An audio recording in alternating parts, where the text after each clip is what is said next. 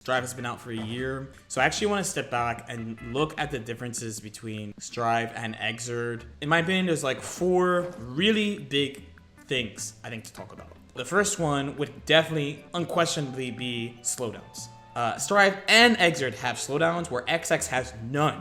That's probably like the really huge thing when I was playing ACR when they had the rollback announcement. There is no slowdown. So the big change of Xrd compared to XX is you get this. You get the RC that slows down. So Xrd has a bunch of slowdowns. Strive also has slowdowns, but it has the most, I would say, because you have this, and you have this, and you have this. The air dash also contributes to this. These are probably the 3 things. So the air dash is probably not the biggest deal because people aren't air dashing a lot, but this and certainly this. What the slowdown does, there's a plus and a minus to it, right? The positive side is literally easier to see what's going on. So in the case of a combo, you just get combos you wouldn't get normally. In the case of like raw RCs, you get to see what your opponent is doing and then act off it, and you generally have a huge advantage. For a counter hit, it should be pretty clear too. Like, not only do you get combos you don't normally get, but it was like that in the old games, you just have like way more time. And then on top of that too, someone who's watching the game, whether or not they play Guilty Gear, they'll know, oh, something special happened. Now, the downside is just the pace of the game. So like, there's stutters in the game. So even though this game is actually a pretty fast game, and I think now you cannot deny that this game is like a fast game, there are certainly stutters in the game because of the slowdown, like this. I don't think RCs is too big of a deal, but like when people use like defensive BRCs or like neutral BRCs, like pull up on you boop, and just slow down the game. I would say Xrd is probably the bigger villain of the stutter though. It might make some people upset. The reason why it's actually, I think, almost as pronounced in Xrd than Strive, even though Xrd's a pretty fast game,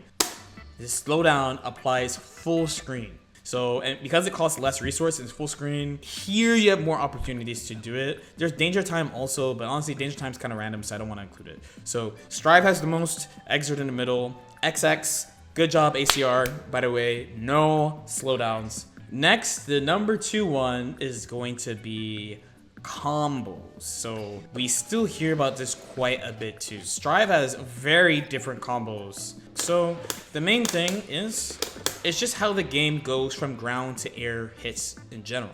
So in this game, and honestly a lot of anime games, you have like however many buttons into the launcher that you want to do, into air route of some sort, into whatever ender, to whatever level you want, right? So if I still have the hands for this, which I might not, let's do it like this.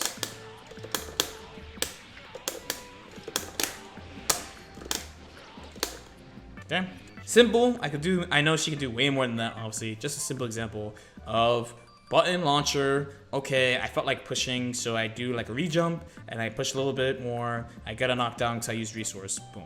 It's a pretty common theme. A lot of characters can do this in Xrd and XX. I shouldn't say just Xrd. In this game, there's a lot less of that, mostly based on how the chains are made, but also just like how the moves work. So there's a lot less like opportunity to do that. A lot of combos are kind of grounded in this game in comparison. So even if I did this, okay, it's a lot of like button special, more buttons to ender or whatever. But the other important thing to note, how there is no air tech in this game, where there are air techs in Xrd and XX. So that affects not just how combos work, but then also how extensions work, how people bait bursts, what happens when you mess up. There's a bunch of differences because you don't have to worry about the opponent teching and moving. They just kind of fall. The third thing, of course, this has been talked about to death. I don't think people who play the game right now care about it so much, would be the Gatling system. So in this game, the Gatlings are universal. So everyone has the same Gatlings. There's really small differences in between characters. Like for example, Nago can't mash, I'm mashing K, but he can't do like KKK like that. But Millie I can. Millie can do 5K, 2K. Most characters can't. Chip has it as well. You know, everyone has 6B. Some characters have 6H. Some characters have 6S. And how those Gatlings work. The general way is that P's and K's have like pretty limited Gatlings, where Slash tends to go into a bunch of stuff. Everyone has like the same kind of choke points of like their options are kind of limited here, and the main differences would be like what's the frame advantage plus what can they do after. It was spicy too. Like when the game came out, now we're all used to it, and people have developed ways to use the new Gtlings and stuff in a bunch of interesting ways. But when the game came out, people were just like, "Yep, this shit sucks." They made this super brain dead. Everyone does the same stuff. But of course, as usual, people developed the game and came up with a bunch of stuff, right? Xrd has a system where it goes from punch to dust. So it goes punch, kick, slash, heavy, slash, dust is the basic rule that applies to everybody. But besides that, everybody has different Gtlings. Every single character has different Gtlings. So a really easy example that I like to use a lot when we talk about Gtlings is 6P, right? So you know in Strive, when you block a character 6P, they have no options but special cancel. Where in this game, Millia has Gtlings over 6P. So she has 6P 2H, 6P 6H, right? 6P close slash. So you have like this, you know, you have a bunch of stuff you can do off 6P. But Slayer, on the other hand, has literally no options.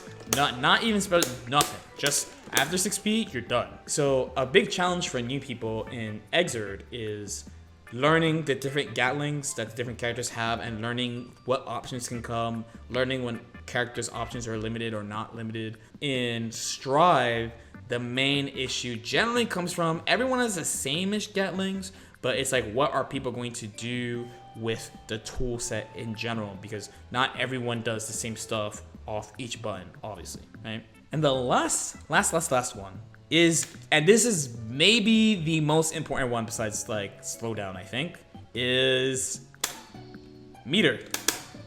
Meter in general. So Xrd and XX have 25 meter options. So Xrd only has one, YRC. YRC I actually think is a pretty interesting solution for FRC and force break. I mean, FRC in particular. I should say ACR and AC have force breaks and FRCs. One thing about these games is that 25 meter is really valuable because you get stuff you don't normally have already. Then once you get to 50, it generally turns into, oh, I have 2 of these and super, but super is like not such a huge deal. 25 meter really can change the neutral situation. So I will talk about Xrd in particular.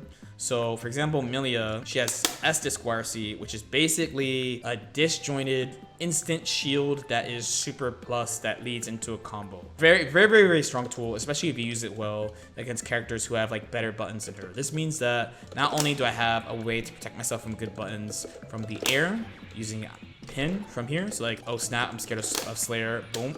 But I could also be scared of Slayer, so boom. Or, oh, I don't know how he's gonna get out of the corner, so boom, right? Or, oh, I dropped my combo, I don't know what he's gonna do, so boom, and protect myself. I also just love talking about this because this, I think, is probably a thing that will determine whether or not you can either tolerate playing this game in the first place. The lovingly called fuck it YRC. Just neutral ends. It's over. It's over.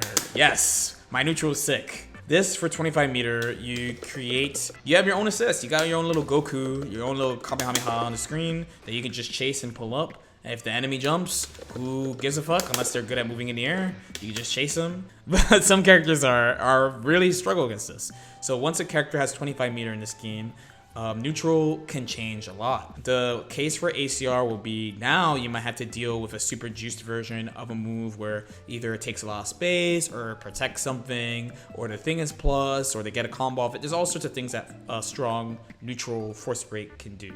So now in Strive, it's a little bit different. So you don't have 25 meter options, but you have 50 meter options that are pretty strong. So you have super, so they juiced everyone's super. So 50 meter is legitimately valuable. You get Bad Moon RC, you get Septum, this is a good super. You have concentration, for example, this is an amazing super, the super concentration.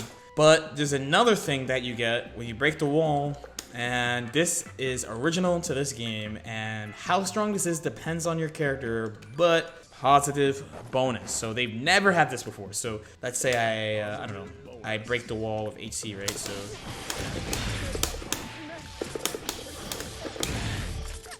there you go. So you break the wall with a super. This happens. I got a crumb of resource. Do this. And now we bow. bow, until I just run out or I get bored. So positive has a bunch of things that affects the game. So you just gain meter way faster and you get it passively. So you have examples of things where like, okay, so that's from 0.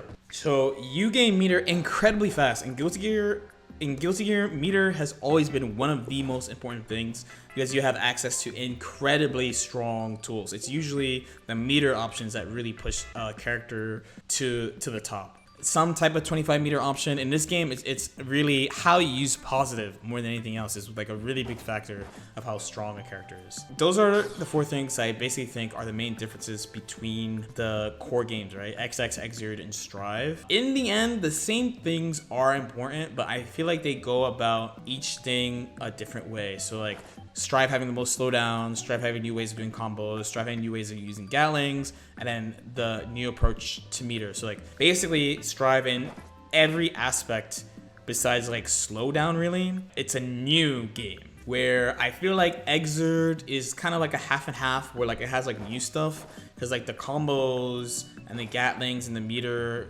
are the same-ish, especially meter is like same-ish, but the slowdown is definitely new. Like the addition of slowdowns and like YRC are new. So yeah, I've just been thinking about it a lot since people talk about usually Gtlings and combos and stuff, and I was like, yeah, like what is actually the difference between the core entries of the game?